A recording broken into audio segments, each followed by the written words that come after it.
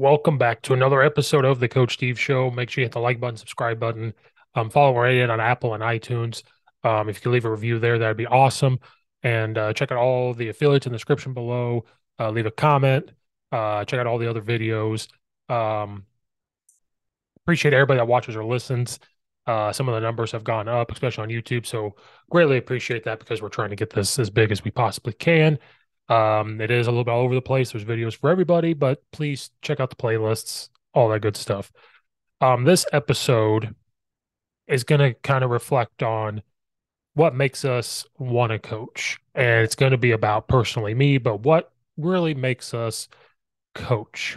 A video that I did talked about loving your athletes and being there for your athletes. I personally loved. The numbers may not show that, but I personally loved talking about that.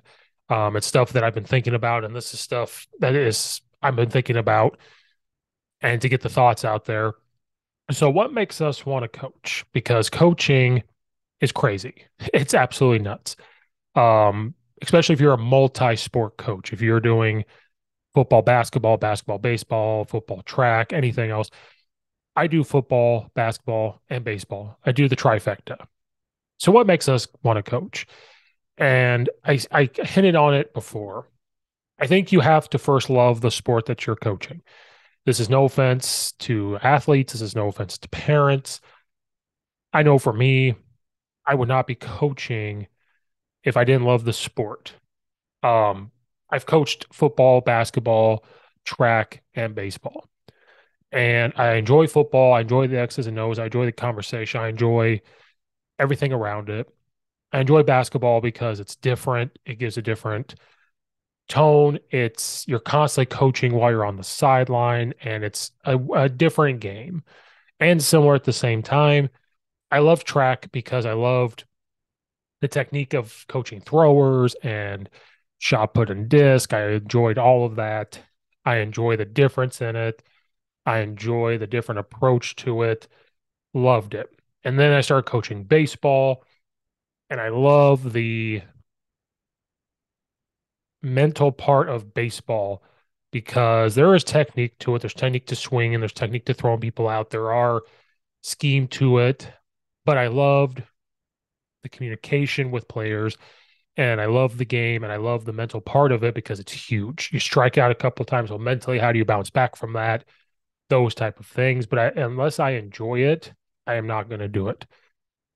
Now, the other reason why we want to coach, obviously, is because you're looking to help kids and the athletes.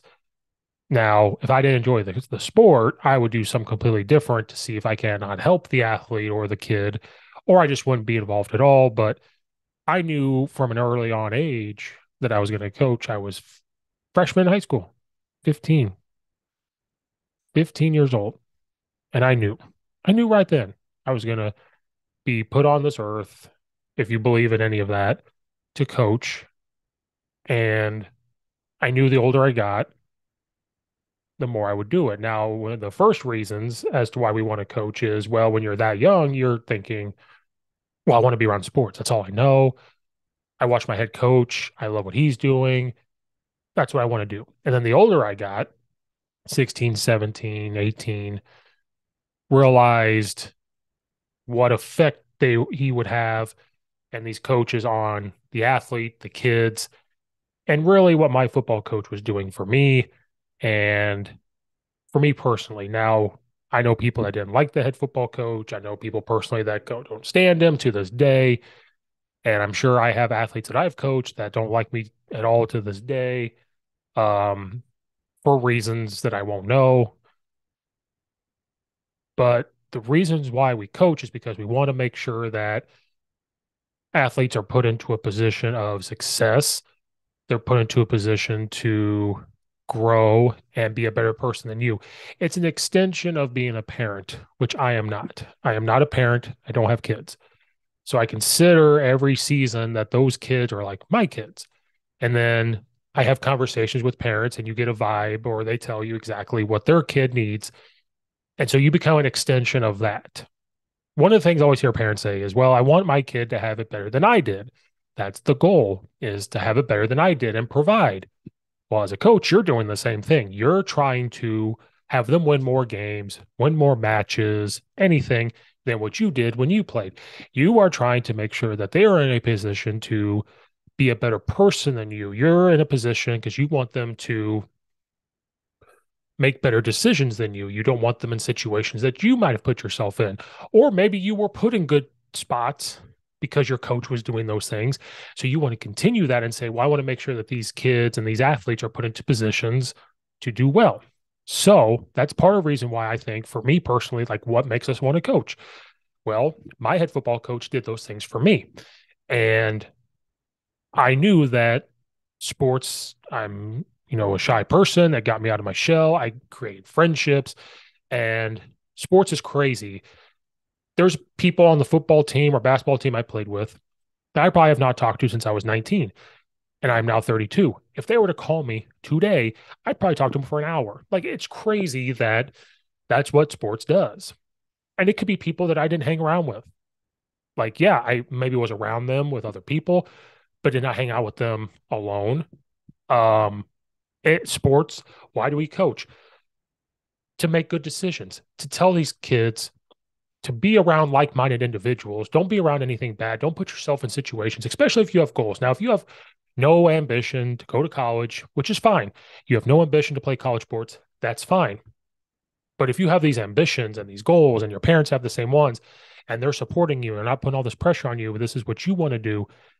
You want to make sure that they're doing better than you. You want to make sure that they're having everything.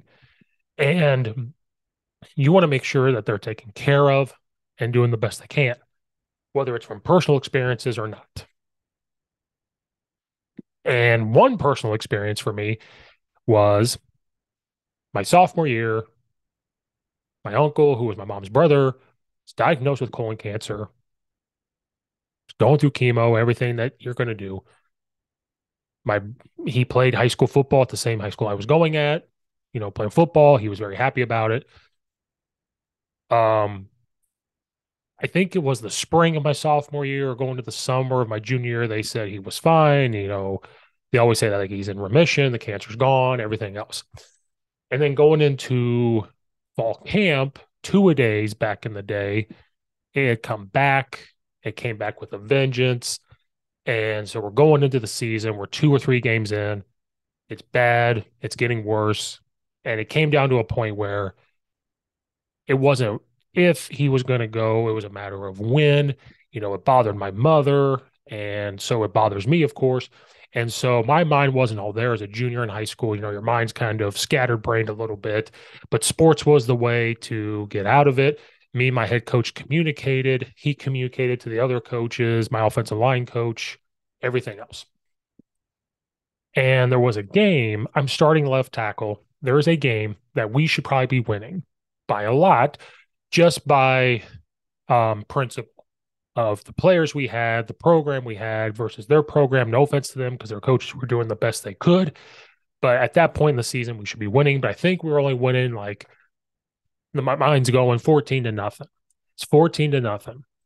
And we had a rule that when you come off the field going into our locker room at halftime, you kept your helmet on. And that way nobody has the opportunity to hit you with something or do anything like that. Not that it would. It's a small town, very small town. Like, that's not going to happen. But we go in and we have lockers where you could sit, like a chair's in there. You can pull the chair out, sit in the locker. You could put the helmet above. It has a lock above it. My locker was to the left. It's probably 6 to 8 down. I had my helmet on. We turned the corner. I'm not even to the locker room. I barely unbuckled my helmet. All of a sudden, the offensive coordinator come busting in and is just yelling at us about what's been going on with the offense. Why are we only up 14 points? We're only up 14-0. We need to be up 28-0, 30-0. Like, this is the type of mentality we had. And is just yelling, yelling, yelling. Comes over to me and starts yelling and says, the reason why we're not up by more points is because of you. Now, I'm a starting left tackle. You don't, first of all, you don't blame any kid for not being up, but then to blame an offensive tackle, like, that's crazy. So he starts yelling about why it's big on me, why we're not up and everything else. And before any word could get out of my mouth to defend everything, He then says, I don't care what's going on in your life. I don't care what's going on with any family member, hinting at my mom's brother who was dying. It was going to be a matter of not if, but when.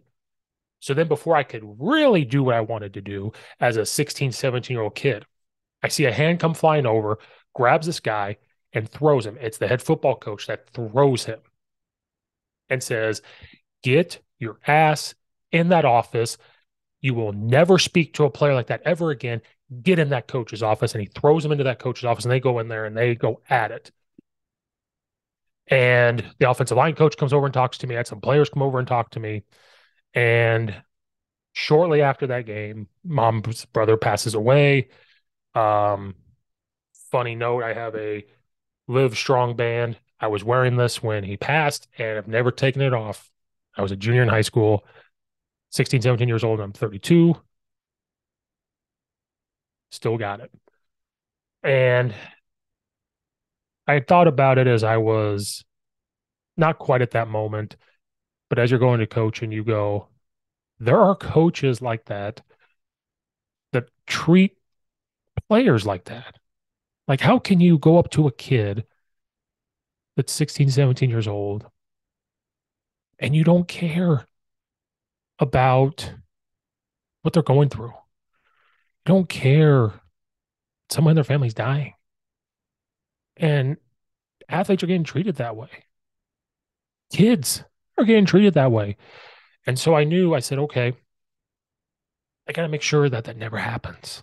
I got to make sure that kids are loved. And yeah, I'll be tough on them. If they don't like me after that, fine. We don't have to speak ever again.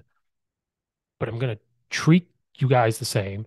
And if you have the same ambitions as I do and can see where I'm going, you're going to get more out of me. And I'm going to make sure that coaches that I'm around don't do that to you. My head coach came up to me and said, he's not going to talk to you again. Like, you're going to report to me and the offensive coordinator. And that's another part that I knew that my head coach, was there for me. And he may, and other players are going to say different, but we all have different experiences. I'm sure there's players I've had that said this guy was out to get me. Like, you're going to have that. But if you could know deep down in your heart that you're going to be there for those kids and make sure they're treated right and not treated like that, is going to be huge. It's going to be huge. And so that's another reason why me personally, I coach, is to make sure that there's somebody there that will fight for you if you need them to. There's somebody there that's going to make sure that you're treated right. And there's somebody there that, even if they're a jerk to me, at the end of the day, can do something to prove that they care. And I carry that story around, and it bothers me because of what happened, but also bothers because there's coaches like that out there that for little kids, for high school. It's crazy. Um, so what makes us want to coach? Well, you have to enjoy being around kids. You want them to be better than you. You want to make sure they're not making the same decisions. I tell kids all the time, don't end up like me. Don't take school the way like approach school the way I approach school. Don't um, put yourself in positions if you go to college of being in debt. Get academic scholarships, get athletic scholarships. Don't be like me. Don't copy homework. Don't do these things. Don't make these decisions. Be a good person. Um, and that's another reason, is to make sure they don't end up like I told a couple, don't end up like me. And one questioned me, what do you mean don't end up like you? Well, just trust me. I like coaching. This is what I meant to do, but don't end up like me. I want you to be better. I want you to have a big house. I want you to have a pool. Don't forget about Coach Steve when you get the pool. Have a big family. Have a car, this big car, everything else. So just don't end up like Coach Steve. That's what I always tell them. So coaches always want, always reflect on what makes us want to coach. If you want to get into coaching and you're a kid, just think about those things. What makes us want to coach? Um, that wraps up this thought that I had for coaches on this episode. Like and subscribe to YouTube channel, of course. Follow and rate Apple and iTunes. Leave a comment section down below. Follow, check out all the affiliates, all that good stuff. So thank you guys again for watching and or listening. This is Coach Steve, and I'll see you guys on the next one.